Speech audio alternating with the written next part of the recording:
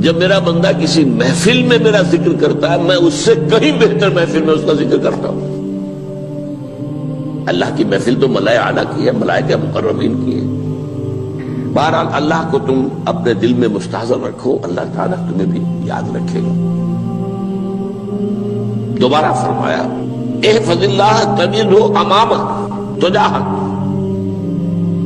اللہ کو یاد رکھو تو اپنے سامنے موجود پاؤ گے، جب چاہو دعا کرو تو احفظ اللہ تجدہ امامک یا تجاہک، اپنے سامنے موجود پاؤ گے۔ اذا سألت فاسأل اللہ، اب آ گیا وہ مرکزی مضمون۔ دیکھو جب مانگو اللہ سے مانگو، غیر اللہ کے سامنے ہاتھ دراز کرو ہی مت۔ ایک حدیث میں آتا یعنی حرام نہیں ہے، دنیاوی قواعد اصول قوانین کے تحت کسی سے مدد چاہنا، کوئی سوال کرنا حرام نہیں ہے، آپ سوال کریں، مدد لیں، اسی پر دنیا قائم ہے، ایک دوسرے کے ساتھ تعاون کے ساتھ۔ لیکن اونچا مقام کیا ہے؟ کسی سے سوال مت کرو سوائے اللہ، یہاں تک کہ جوتے باندھنے کا تسمہ تمہیں درکار ہے تو بھی کسی سے مت مانگو، اللہ سے مانگو۔ کیا پتہ اللہ کس کے دل میں ڈال دے اور وہ آ کے تمہیں تسمہ پیش کر دے۔ ہوتا ہے ایسا، بس اوقات ہوتا ہے۔ جو اللہ کے ساتھ لو لگا کر رکھنے والے ہیں ان کے تو ایسے واقعات ہوتے ہیں کہ دل میں ایک بات آئی اور اس کے بعد وہی بات جو ہے وہ کوئی شخص آ گیا اور اس نے وہ بات پوری کر دی۔ کیونکہ لوگوں کے دل جو ہے وہ تو اللہ کے دو انگلیوں کے مابین جو چاہتا پھر دیتا ہے۔ کیا پتہ اللہ کسی فرشتے کو انسانی شکل میں بھیج دے، آتا ہے فرشتہ، آتا ہے انسانی شکل میں، آپ کی تکلیف کو رفع کر دے، آپ کی ضرورت کو پورا کر دے۔ اسی سے مانگو، کسی اور سے مانگو۔ یہ ہے توحید کا لب لباب۔ یوں سمجھیے اسلام کی جڑ کیا ہے؟ ایمان۔ اسلام کا جو خارجی نظام عمل ہے، انفرادی اعمال ہو، اجتماعی ہو، ان سب کی روح رواں کیا ہے؟ ایمان۔ ٹھیک، ایک بات ہو گئی۔ ایمان کا خلاصہ لب لباب کیا ہے؟ ایمان باللہ۔ جیسے ایمان بالآخرہ بھی ہے، ایمان بالملائکہ ہے، ایمان بالانبیاء ہے، ایمان بالرسل ہے، ایمان بالکتب ہے، ایمان بالقلب ہے، لیکن اصل ایمان، اسی لیے ایمان مجمل میں آپ کو معلوم ہے کسی اور چیز کا ذکر نہیں۔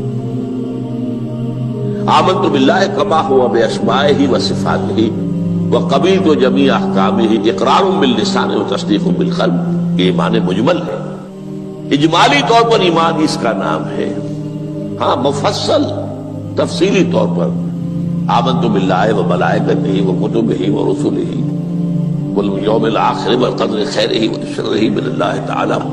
تو اسلام کی جڑ ایمان، اور اسلام کا سارا جو نظام عمل ہے، چاہے انفرادی اعمال ہو چاہے اجتماعی، ان سب کی روح رواں ایمان، اور ایمان کا خلاصہ ایمان باللہ۔ اور ایمان باللہ کا اصل حاصل وہ ہے جو اس حدیث میں آ رہا ہے۔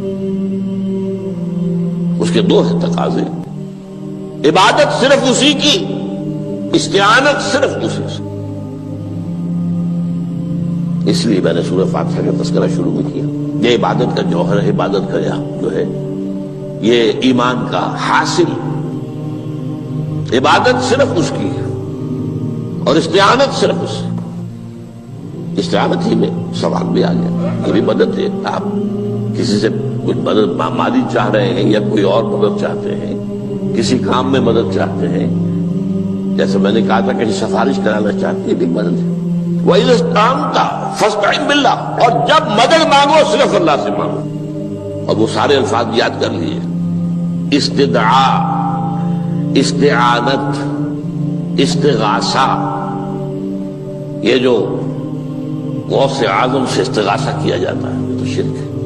استغاثہ اللہ سے، دعائی اللہ کی، اس اعتبار سے استمداد، استعانت، استدعاء، استغاثہ، یہ سب اللہ سے، صرف اللہ سے۔ عبادت صرف اللہ سے، ایاک نعبد، اور استعانت صرف اللہ سے، مانگو صرف اللہ سے، جب مدد طلب کرو صرف اللہ سے۔ اور جان لو اگر تمام لوگ جمع ہو کر تمہیں کوئی فائدہ پہنچانا چاہے نہیں پہنچا سکتے، الا بشيء قد كتب الله لك وان اجتمعوا على ان يضروك بشيء لم يضروك الا بشيء قد كتب الله عليك. اگر سب مل کر چاہے تمہیں کوئی نقصان پہنچا دے نہیں پہنچا سکتے مگر وہی کچھ جو اللہ نے تمہارے لیے لکھ دیا. اب بتائیے خوف کی جڑ کٹ جائے گی کہ نہیں؟ یہ جو ایمان جو ہے یہ خوف اور حزن دونوں سے نجات دلانے والی بات ہے. جو حقیقی مومن ہے وہ اللہ کا ولی ہے.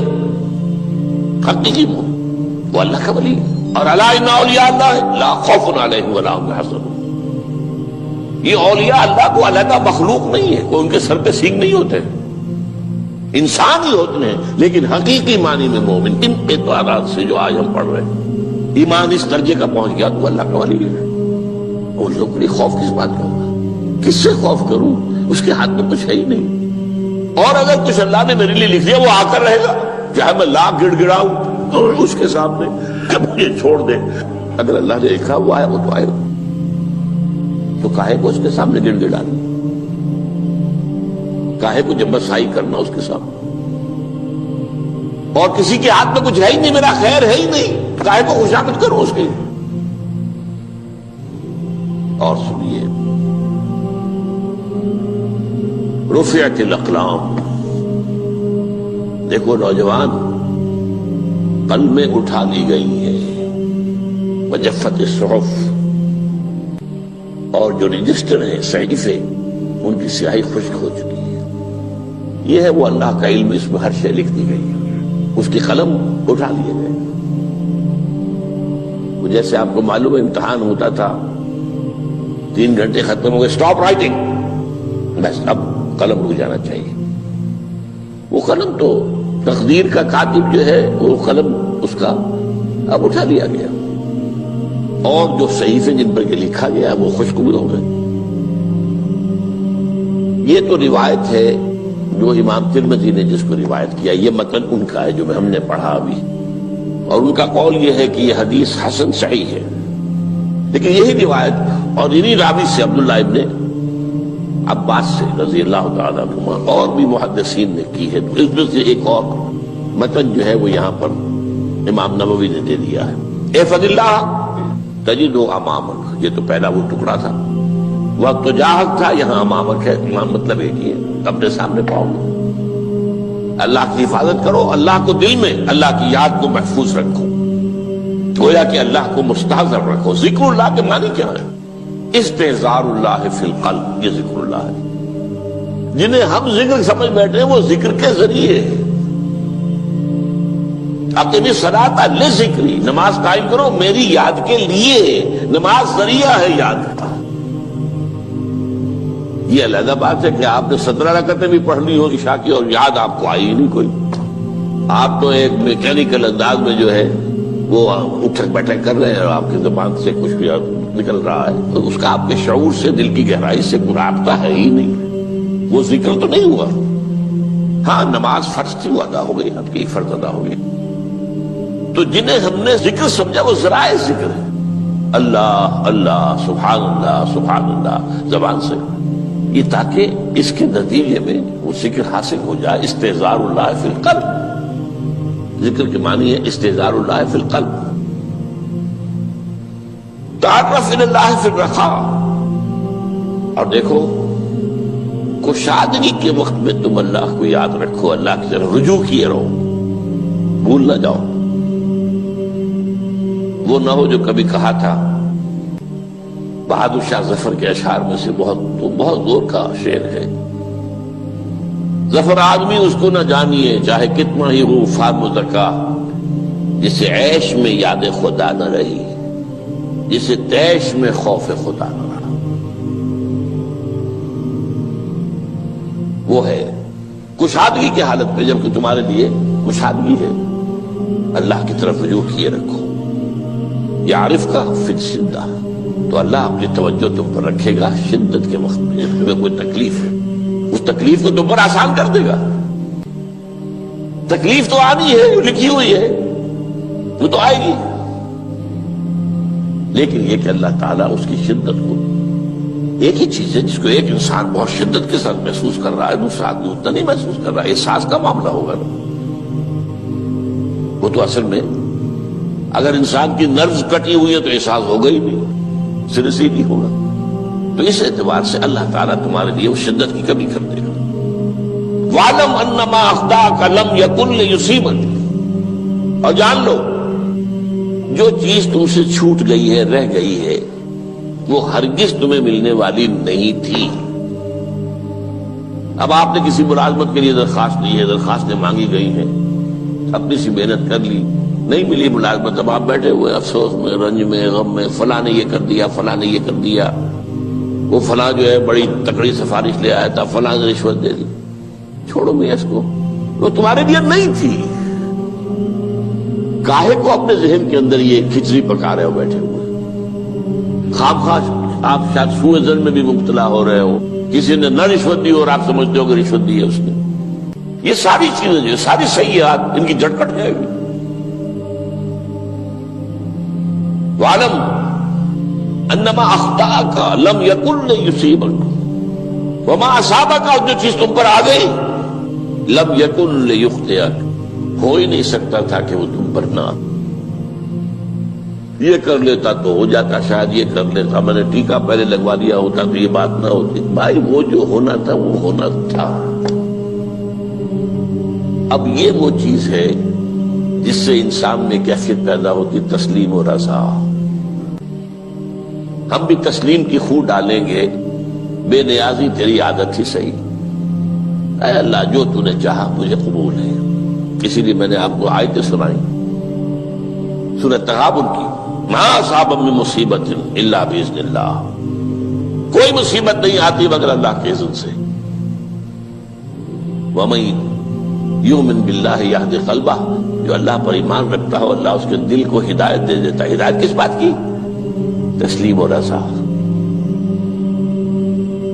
سر دوستاں سلامت کہ تو خنجر آزمائی، نہ شبد نصیب دشمن کے شبد ہلاکت دیگت۔ اے اللہ تیری طرف سے ہے، مجھے قبول ہے، اور بظاہر مجھے تکلیف ہو رہی ہے لیکن یقیناً اس میں میرا کوئی خیر ہے۔ بیدک الخیر،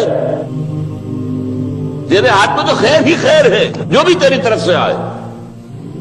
سر تسلیم خم ہے جو مزاج یاد میں آئے۔ اور یہ مضمون جو ہے زیادہ بڑے پیمانے پر سورہ حدید میں آیا ہے۔ ما اصاب من مصیبت فی الارض ولا فی انفسکم الا فی کتاب من قبل ان نبرأها، کوئی مصیبت نہیں آتی نہ تمہاری جانوں میں نہ زمین میں، زمین میں زلزلہ آ جانا، سیلاب آ جانا، کچھ اور زمین کا دھنس جانا، یا یہ ہے کہ تمہاری جانوں میں کوئی بخار ہو گیا، کوئی اور تکلیف ہو گئی، اچانک معلوم ہوا کہ انسان کو کینسر ہے اور کینسر بھی اب 3rd سٹیج کو پہنچ چکا ہے، لیکن جو بھی آیا ہے وہ اللہ کے علم کی کتاب میں پہلے سے لکھا ہوا ہے۔ فی کتاب من قبل ان نبرأها، یہ کتاب میں درج ہے اس سے پہلے کہ ہم اسے ظاہر کریں۔ اس کا نتیجہ کیا نکلنا چاہیے؟ لیکن لا تاسوا علی ما فاتکم ولا تفرحوا بما آتاکم، افسوس نہ کیا کرو جو تم سے جاتا رہے، چھوٹ جائے، کوئی عزیز فوت ہو گیا، کوئی موقع ہاتھ سے نکل گیا، ارے بھائی میں چوک گیا، بڑا موقع تھا، اب اس پر افسوس کر رہے ہیں۔ نہیں، جو چیز دیکھیں لا تاسوا علی ما فاتک ولا تفرحوا بما آتاک، جو اللہ تمہیں دے دے اس پر اتراؤ مت۔ وما اصابک لم یکن لیخطئک واعلم ان النصر مع الصبر، اور جان لو اللہ کی مدد صبر کے ساتھ آتی ہے، جو آئے اس کی طرف سے جھیلو، زبان پر کلمہ شکوہ اور شکایت نہ آئے، اللہ سے شکایت نہ آئے، تسلیم و رضا، جو تیری رضا ہے۔ تیری صحت ہمیں منظور ہے لیکن اس کو، مولانا محمد علی جوہر ایک مرتبہ جیل میں گئے، ایک بیٹی بیمار ہوئی، فوت ہو گئی، اس کے بعد دوسری مرتبہ پھر جیل میں گئے، دوسری بیٹی کو وہی بیماری ہوئی، جیل میں اطلاع ملی کہ بیٹی کو یہ بیماری ہو گئی ہے، تو خط لکھا اشعار کی شکل میں، کا آخری شعر یہ ہے، تیری صحت ہمیں منظور ہے لیکن اس کو نہیں منظور تو پھر ہم کو بھی منظور۔ ہم تو چاہتے ہیں میں بیٹی کے تو یہ شفا ہو جائے، اسے منظور نہیں تو پھر ہمیں بتا. وَاعْلَمْ أَنَّ النَّصْرَ مَعَ الصَّبْرِ وَأَنَّ الْفَرَجَ مَعَ الْكَرْبِ. فرج، فراخی، کھل جانا کسی چیز کا، یہ ہے کرب کے ساتھ، تکلیف کے ساتھ. تکلیف ہوتی ہے ساتھ. اللہ نے قانون بنایا ہے دنیا کا. اب آپ اندازہ کیجئے بچے کی ولادت میں ماں کو کتنی تکلیف اٹھانی پڑتی ہے. آج کل تو فیشن ہو گیا ہے، سیدھے سیدھے جاؤ، آپریشن کراؤ، تکلیف سے بچ جاؤ. لیکن یہ ہے کہ یہ بھی آپ کے علم میں ہوگا، وہ ساری تکلیف جیسے ہی بچے کو لا کر ماں کے برابر لٹایا ہے، ساری تکلیف ختم، پھر جو راحت اس سے میسر آتی ہے. ان الفرج مع الکرب وان مع العسر یسرا. اسی لیے میں نے وہ آیتیں بھی پڑھی تھی، ان مع العسر یسرا، ان مع العسر یسرا. اس دنیا میں یہ اللہ نے نظام بنایا ہے، سختیاں جھیلنی ہی ہوں گی. لقد خلقنا الانسان فی کبد. ہم نے انسان کو پیدا کیا مشقت کے اندر، مشقت تو کرنی پڑے گی. کسی کی جسمانی مشقت زیادہ، کسی کی ذہنی مشقت زیادہ، مشقت سے چارہ کسی کو نہیں. تو یہ ہے ان مع العسر یسرا، ان مع العسر یسرا. بارک اللہ لی ولکم فی القرآن العظیم ونفعنی وإیاکم بالآیات والذکر الحکیم. زبانی کلمہ ہر کوئی پڑھدا،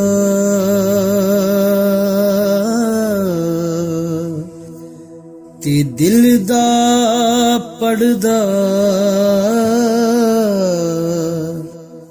کوئی